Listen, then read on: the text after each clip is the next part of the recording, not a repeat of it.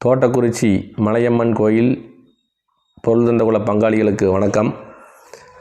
நான் துரை தியாகராஜன், ஈரோடு மாவட்டம் பணப்பாளையம். நம்ம கோயில் கும்பாபிஷேகம் செய்ய வேண்டி கடந்த 15/4/2025 சித்திரை 1 நம்ம கோயில் நிர்வாகத்தை அணுகினோம். வழக்கு தரப்பையும் அணுகினோம். அது சம்பந்தமான பல்வேறு முயற்சிகள், இதுக்கு முன்னாடி ஒருங்கிணைப்புக்கு முயற்சி எடுத்த அந்த சமாதானத்திற்காக முயற்சி எடுத்தவர்களையும் சந்தித்தோம். வழக்கில் இருந்து விடுபட்டவர்களையும் சந்தித்தோம். வழக்கில் இருக்கிறவங்களையும் சந்தித்தோம். இது எல்லாம் நாம் சந்தித்து முடிச்சுட்டு ஒரு முடிவுக்கு வந்தோம். அனைத்து பங்காளிகளையும் ஒருங்கிணைத்து நாம் ஒரு முடிவுக்கு வந்தால் தான் இந்த கோயில் கும்பாபிஷேகத்தை நடத்த முடியும் அப்படிங்கிற ஒரு முடிவுக்கு வந்தோம்.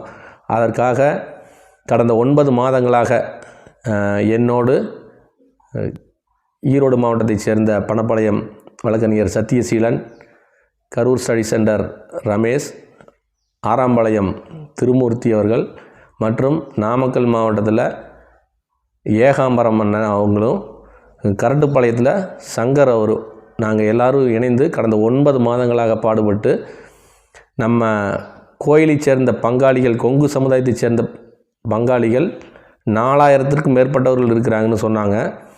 நாங்கள் அதை கண்டுபிடிக்கிறதுக்காக திருப்பூர் மாவட்டத்தில் மூலனூர், தாராபுரம், திண்டுக்கல் மாவட்டத்தில் ஒட்டஞ்சத்திரம், பழனி வரைக்கும், அதே போல் நாமக்கல் மாவட்டத்தில், ஈரோடு மாவட்டத்தில் அந்தியூர் வரைக்கும் இருக்கிற அனைத்து பங்காளிகள் பட்டியலையும் நாங்கள் தயார்படுத்தினோம். சற்று ஏறக்குறைய 2000 குடிப்பாட்டு மக்கள் தான் நம்ம சமுதாயத்தில் இருக்கிறாங்க. அந்த மொத்த பட்டியலையும் நாங்கள் திரட்டிட்டோம். கரூர் மாவட்டம் பாதியும், வெளி மாவட்டங்களில் பாதி பேரும் குடியிருக்கிறாங்க. இப்பொழுது நம்ம ஏற்கனவே நம்ம காலஞ்சென்ற தர்மகர்த்தா இருக்கும் பொழுதே நம்மளுக்கு ஒரு பணி கொடுத்துருந்தாங்க. அதாவது ஒவ்வொரு ஊரில் இருந்தும் பிரதிநிதிகளை தேர்வு செஞ்சு தர சொல்லி ஒரு பட்டியல் வாங்க சொன்னாங்க. அந்த பட்டியல் படி அவங்கள கலந்து ஆலோசித்து கும்பாபிஷேகம் நடத்துறதுக்கான ஏற்பாடுகள் செய்யலாம்னு சொல்லியிருந்தாங்க. அதற்கான பணிகள் நடைபெற்று பெருமளவு வெளி மாவட்டங்களில் அந்த பிரதிநிதிகள் பட்டியல் வந்துருச்சு. கரூர் மாவட்டம் உட்பட அனைத்து மாவட்ட பகுதிகளிலும் இன்னும் பிரதிநிதிகளை நியமிக்காத ஊர்களில் அவங்கவுங்கள தேர்வு பண்ணி கொடுங்க. 20 நபர்களுக்கு ஒரு நபர் வீதம், குறைஞ்சது ஒரு ஊரில் 10 வீடு இருந்தால் கூட ஒருத்தர் வச்சுக்கலாமுங்க. அல்லது கம்மியாக இருந்ததுன்னா பக்கத்தில் இருக்கிற ஊர்களோடு கலந்து வச்சுக்கலாம்.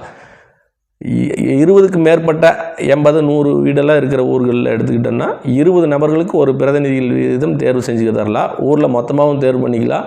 அல்லது ஊரில் ஏரியா வாரியாக பகுதிகளாக பிரிஞ்சிருந்தால் அவங்கவுங்க கூட அந்த பகுதிகளில் 20 நபர்களுக்கு ஒரு நபர்களை நீங்கள் தேர்வு செஞ்சு தரலாம். அந்த பிரதிநிதிகள் கூடி முடிவெடுக்கிறது தான் இறுதிக்கட்ட முடிவாக இருக்குங்க. இப்போதைய சூழ்நிலையில் அறநிலைத்துறை வசம் கோயில் உள்ளது. ஆகவே நாம் விரைவில் கோயில் பணிகளை கவனிப்பதற்கு இந்த கமிட்டி அமைக்க வேண்டியது அவசியமாக இருக்குது. அந்த பிரதிநிதிகள் அந்த 20 பேர் மக்களினுடைய கருத்துக்களை பிரதிபலிப்பவர்களாகவும் கூட்டத்தில் எடுக்கிற முடிவை அந்த மக்கள்கிட்ட கொண்டு போய் சேர்க்குறவங்களாகவும் இருக்கணும். ஆகவே விரைவில் உங்கள் ஊரில் இருந்து கமிட்டியை நியமனம் செய்து தருமாறு அன்புடன் கேட்டுக்கொள்கின்றோம். நன்றி, வணக்கம்.